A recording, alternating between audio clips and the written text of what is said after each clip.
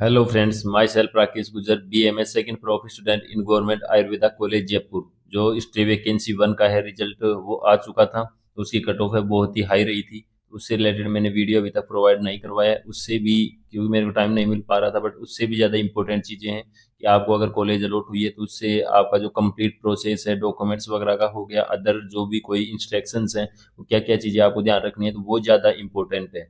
तो इसलिए मैंने कट ऑफ वीडियो प्रोवाइड करवाने से पहले ही मैंने ये जो कंप्लीट जो डिटेल्स है वो आपको प्रोवाइड करवा रहा हूँ। तो अगर चैनल पर पहली बार आए हैं तो चैनल को सब्सक्राइब जरूर कर लीजिएगा, क्योंकि राजस्थान से रिलेटेड तो आपको सब कुछ इसी चैनल पर देखने को मिलेगा डिटेल्स में। तो वीडियो की लेंथ थोड़ी ज़्यादा हो सकती है, बट आप पेशेंस बनाए रखिए, लास्ट तक वीडियो को देखिए, बिकॉज बहुत सारे इंस्ट्रक्शंस है जो मैंने इसमें बताए हैं जो आपको ध्यान ही रखने हैं। वो डॉक्यूमेंट से रिलेटेड भी सबको डिटेल्स में आपको यहाँ प्रोवाइड करवा रहा हूँ। तो सबसे पहले मैं बात करता हूँ कि जो रिपोर्टिंग की ही है, तो इस डेट से लेकर भी आपको सबसे ज़्यादा कंफ्यूजन हो रहा होगा। तो ये डिटेल्स थी वो मैंने पहले ही प्रोवाइड करवा दी थी, बट फिर भी आप इसमें चेक कर सकते हैं कि जो डिटेल्स है वो यहाँ आप देख सकते हैं कि जो रिपोर्टिंग का प्रोसेस था ना SVR राउंड के लिए, तो 13 तारीख को आपको यहाँ पर आना है। तो अपग्रेडेड कैंडिडेट्स सभी जितने भी अपग्रेडेबल है, उसको कोई भी मिला हुआ हो, BMS BHMS BUMS BNYS कुछ भी कोर्स मिला हुआ था, बट उसको अगर कॉलेज है वो चेंज हो गई, अपग्रेड हुई है, पहले मिली हुई थी, अब इन्होंने पार्टिसिपेट किया और चेंज हो गई, तो आपको 13 तारीख को यहाँ रिपोर्टिंग करना है। और जो भी कोई BMS का कैंडिडेट हो जो फर्स्ट बार ही यहाँ काउंसलिंग पार्टिसिपेट किया और उसको कॉलेज मिली है, तो वो भी 13 तारीख को यहाँ रिपोर्ट जरूर करें। बिकॉज ये मैंडेटरी स्टेप, अगर यहाँ आप टाइम पर आकर के, इसका टाइम 10 से 5 बजे के बीच में आपको यहाँ रिपोर्ट करना मैंडेटरी है, वरना आपकी बाद में सीट कैंसिल हो जाएगी। तो ये अभी इसके बाद जो 14 तारीख है, इसमें आपको BHMS और BUMS के अगर कोई फ्रेश कैंडिडेट है तो वो यहाँ आ सकते हैं। इसके बाद जो लास्ट डेट है 15 तारीख को, तो 15 नवंबर को आपके जो भी कंप्लीट BNY ऐसे कैंडिडेट्स बचे हुए हैं वो सभी आए, और जिनका BAMS BHMS BUMS का अगर कोई कैंडिडेट बाई चांस रह गया हो, जो 13 और 14 तारीख की रिपोर्टिंग थी, वहाँ अगर कोई किसी रीजन से लेट हो गया हो, तो आप कोशिश करें 13 को आने की, बट बाई चांस अगर कोई रह भी जाता है ना, तो आप 15 तक आ सकते हैं। बट 15 के बाद अगर आप टाइम पे नहीं आ पाते हैं, 15 के बाद आते हैं, तो आपकी डायरेक्टली सीट है वो कैंसिल हो जाएगी, फिर उसके बाद कोई भी आपका प्रोसेस नहीं होगा। तो आप मान सकते हैं कि 13 14 15 इनके आसपास, इनमें इन 3 डेट्स में आप आते हैं तो आपका काम हो जाएगा, वरना फिर आपका जो कंप्लीट प्रोसेस है वो नहीं हो पाएगा और आपकी सीट कैंसिल हो जाएगी। वो स्टे वैकेंसी सेकंड के लिए आपके लिए चॉइसेज बनकर आएगी। तो ये सारी चीज़ें थी, तो आपको ध्यान ही रखनी पड़ेगी। इसके बाद में जो मेन चीज़ थी, डॉक्यूमेंट्स डॉक्यूमेंट्स पे आता हूँ। तो सबसे पहले आपको जो ये ही सीक्वेंस रहेगा, मैं एक एक फोटो और आपके साथ पेस्ट कर दूंगा। तो जो डॉक्यूमेंट्स है इसमें आपको इसी सीक्वेंस में आपको इन डॉक्यूमेंट्स को है रखना है।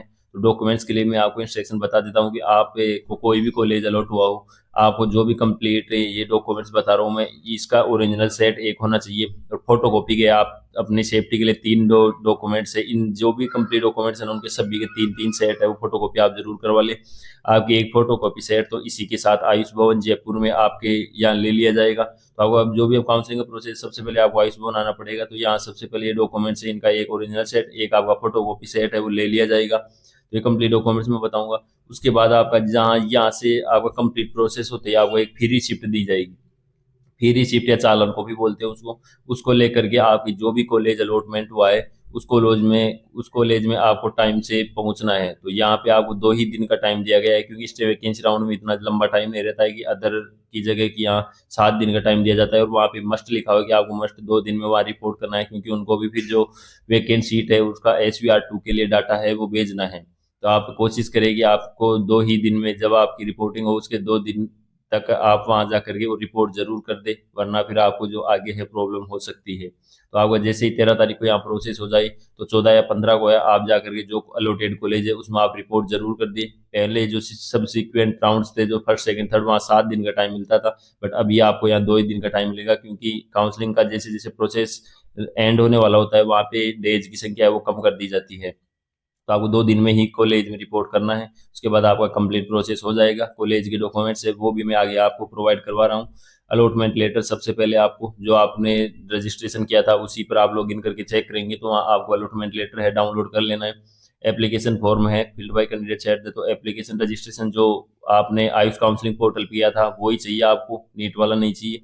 नीट का स्कोर कार्ड चाहिए। उसके बाद आपका नीट का एडमिट कार्ड चाहिए। कुछ स्टूडेंट्स को है वो नीट एडमिट कार्ड में भी प्रॉब्लम आ रही थी कि हमारा डाउनलोड नहीं हो रहा है, बट उसके लिए मैंने आइसबोर्न में है वो पूछ लिया है, तो उन्होंने बोला है कि यहाँ से हम डाउनलोड कर देंगे, उस चीज़ का कोई इश्यू नहीं। तो आपकी कोई प्रॉब्लम आ रही है क्योंकि अभी साइट पे अवेलेबल नहीं है, वो डाउनलोड नहीं हो रहा है, बट आइसबोर्न वाले यहाँ आपका ये कंप्लीट प्रोसेस कर देंगे, कोई दिक्कत नहीं है। डेट ऑफ बर्थ सर्टिफिकेट है, तो आप 10th मार्कशीट है वही आपका डेट ऑफ सर्टिफिकेट है, वो आप ले आएँ। मार्कशीट है तो 10+2 मार्कशीट है वो आपके पास होनी चाहिए। डोमिसाइल सर्टिफिकेट है, तो डोमिसाइल सर्टिफिकेट भी आपके पास जो राजस्थान का रहता है तो वो डोमिसाइल सर्टिफिकेट भी आपके पास होना चाहिए। तो ये भी अभी चीज़ का ध्यान रखें, डोमिसाइल सर्टिफिकेट आपका स्टेट का होना चाहिए, ऑल इंडिया वाला नहीं होना चाहिए। स्टेट का डोमिसाइल सर्टिफिकेट होता है तो वो आपका होना चाहिए ऑल।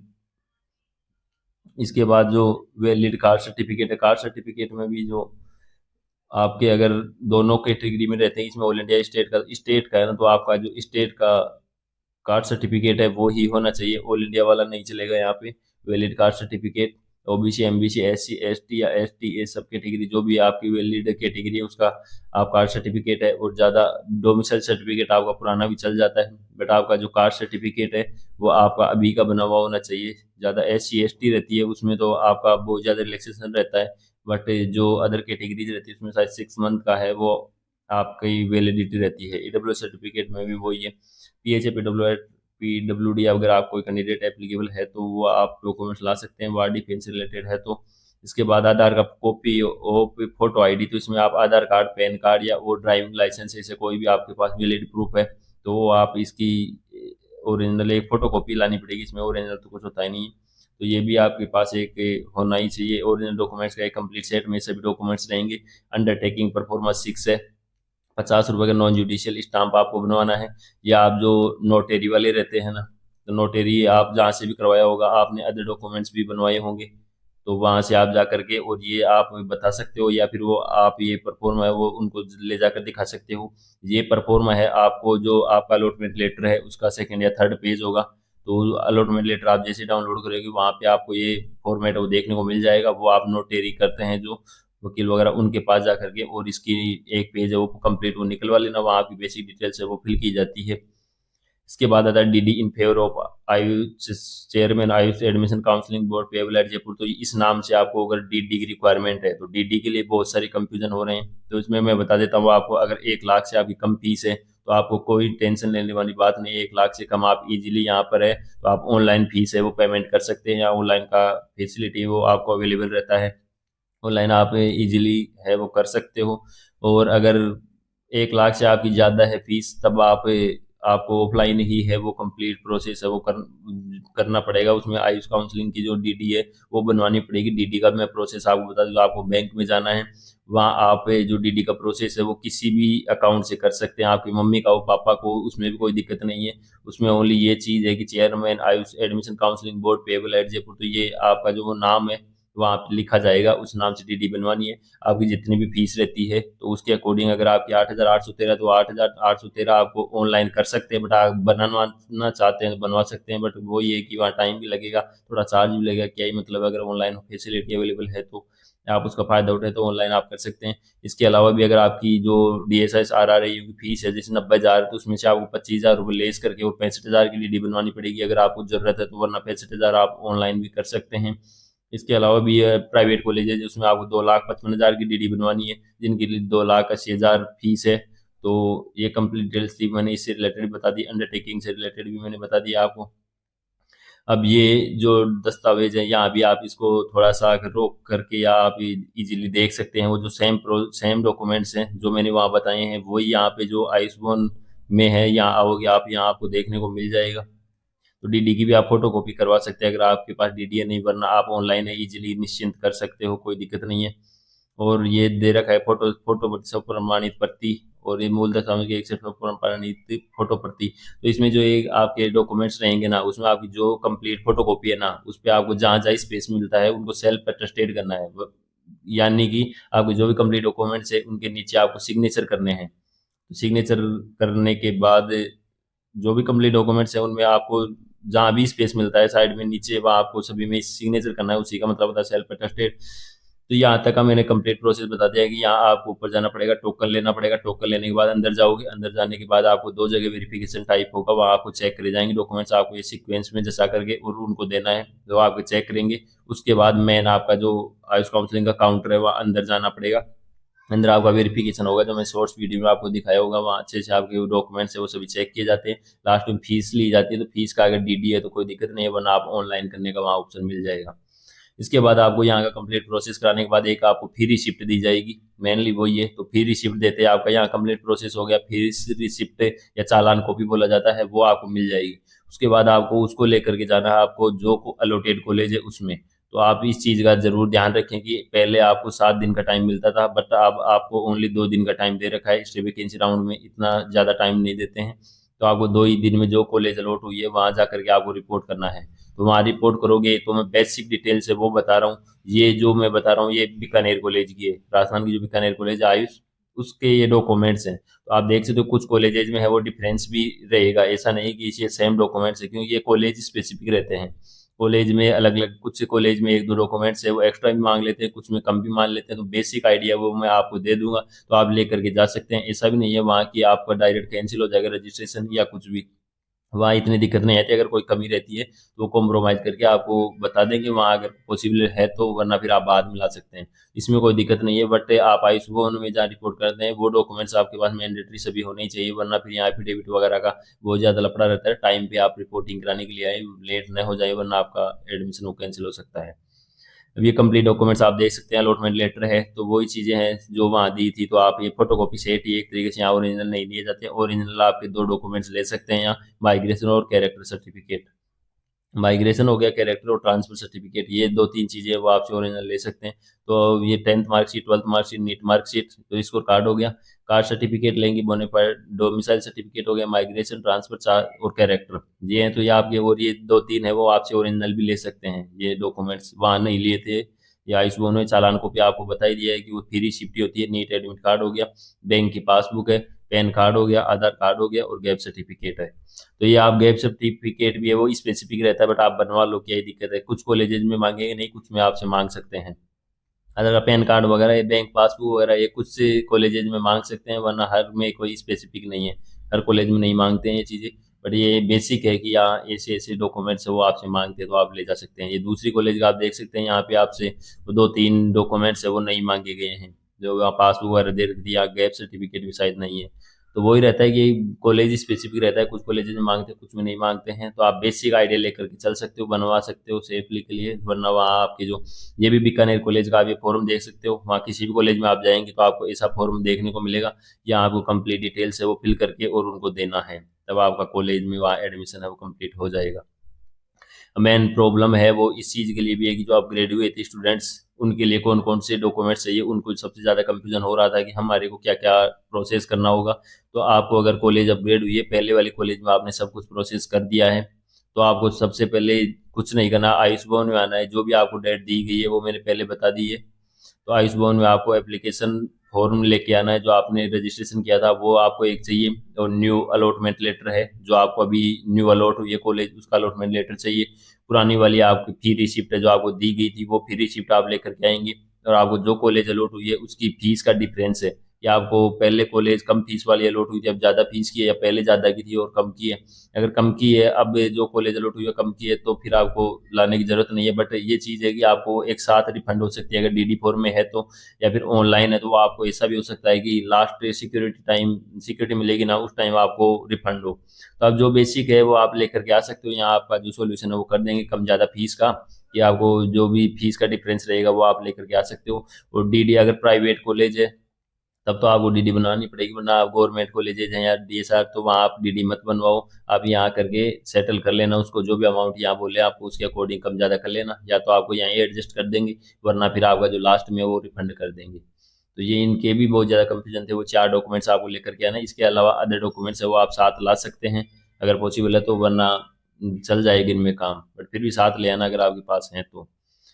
इसके बाद जो रूल रेगुलेशंस हैं, इंस्ट्रक्शंस हैं, वो भी यहाँ पे आपको कुछ है वो दिए हुए हैं कि आपको जो कंप्लीट डॉक्यूमेंट्स हैं, तो वो आमेन डॉक्यूमेंट्स बता दें। उसके अलावा सिंगल डॉक्यूमेंट्स आपको आयुष भवन में नहीं चाहिए होगा। उसके बाद आपको कॉलेज रिपोर्टिंग में जाना है, वहाँ मैंने बता दिया बेसिक डॉक्यूमेंट्स, कुछ कुछ डिफरेंस आपको देखने को मिल सकता है।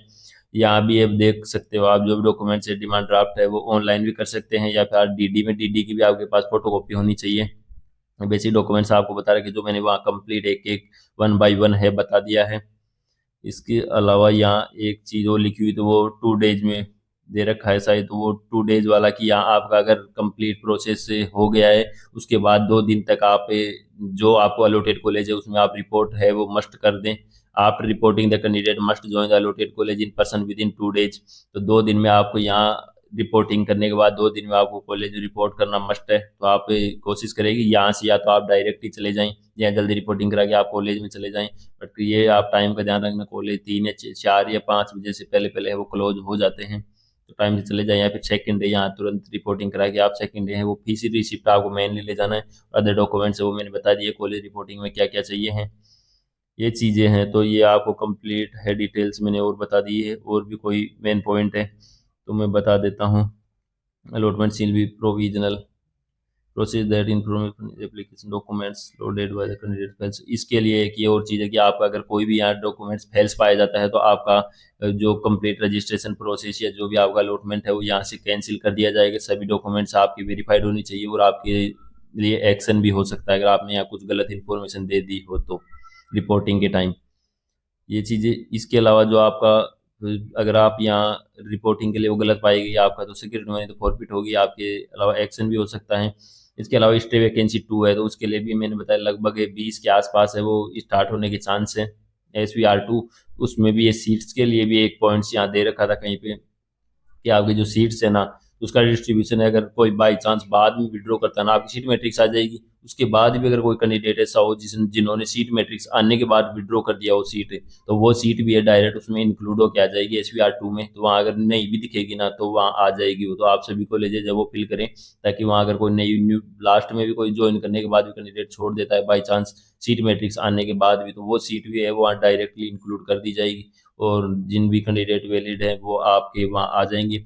और उस चीज़ से रिलेटेड भी मैं बता देता हूँ जो बहुत सारे पूछ रहे थे मेरे से कि राजस्थान में है वो सेकंड राउंड में है, तो चॉइस फिलिंग का है वो ऑप्शन मिलेगा या नहीं। तो यहाँ पे कन्फर्म है, या चॉइस फिलिंग चेंज करने का ऑप्शन है वो आपको मिलेगा। न्यू रजिस्ट्रेशन का है वो भी बोल रहे थे, बट अगर न्यू रजिस्ट्रेशन का भी हो सकता है कि यहाँ कर सकते हैं, बट वो भी नहीं रहा। तो चॉइस फिलिंग का तो कन्फर्म है कि अगर चॉइस फिलिंग आपको चेंज करना है, या फिर जैसे आपने पहले BMS फिल कर रखा था, किसी ने BHMS नहीं किया, तो वहाँ BHMS भी अब आप चेंज कर सकते हैं। ऑल इंडिया में आप कहीं पे भी आपको चेंज का ऑप्शन नहीं रहता है SVR2 में, बट यहाँ राजस्थान में आपको ये चीज़ें हैं वो देखने को मिलेगी। तो जो भी कंप्लीट डिटेल्स थी मैंने आपको प्रोवाइड करवा दी है। आपको फिर भी कोई डाउट आप कमेंट सेक्शन में पूछ सकते हैं। चैनल को है वो सब्सक्राइब जरूर कर लीजिए, क्योंकि इन सब कंटेंट्स को प्रोवाइड करवाने में बहुत ही मेहनत लगती है। तो आपका प्यार और सपोर्ट बना रहे, ताकि हम भी धीरे धीरे ग्रो करें। और अगर आपको फिर भी पेड गाइडेंस की ज़रूरत है तो मैं वैसे रिप्लाई नहीं कर पाऊंगा, मेरे पास भी इतना टाइम नहीं है। बट आपको अगर फिर भी सच में बहुत कुछ स्टूडेंट्स रहते हैं जिनको बहुत ज़्यादा कंफ्यूजन रहता है, मैंने डिटेल में प्रोवाइड करवा दिया है। अगर आपको सब कुछ चीज़ें आपको बिना किसी प्रॉब्लम के हो रही हैं तो आप इजीली आराम से प्रोसेस वो कंप्लीट कर सकते हैं, क्योंकि मैंने सब कुछ डाटा प्रोवाइड करवा दिया है। फिर भी आपको अगर कुछ कुछ प्रॉब्लम्स आती हैं तो आप ये 2 प्लान्स आप चूज कर सकते हैं। आपको डायरेक्टली व्हाट्सएप पे मैसेज करना है, वहाँ आपको पेमेंट करना है, और डायरेक्ट आपको मैं टाइम जैसे मिलेगा मैं आपको कॉल कर लूँगा। तो जितने भी कैंडिडेट्स हैं जिनको अभी कॉलेज है वो अलॉट हुई है, उन सभी को कॉन्ग्रेचुलेसन्स। और जो भी कंप्लीट डिटेल्स है वो मैं प्रोवाइड करवाता रहूँगा। मिलते हैं किसी नेक्स्ट इन्फॉर्मेटिव वीडियो के साथ, तब तक के लिए जय हिंद और जय भारत। सब्सक्राइब जरूर कर लीजिएगा।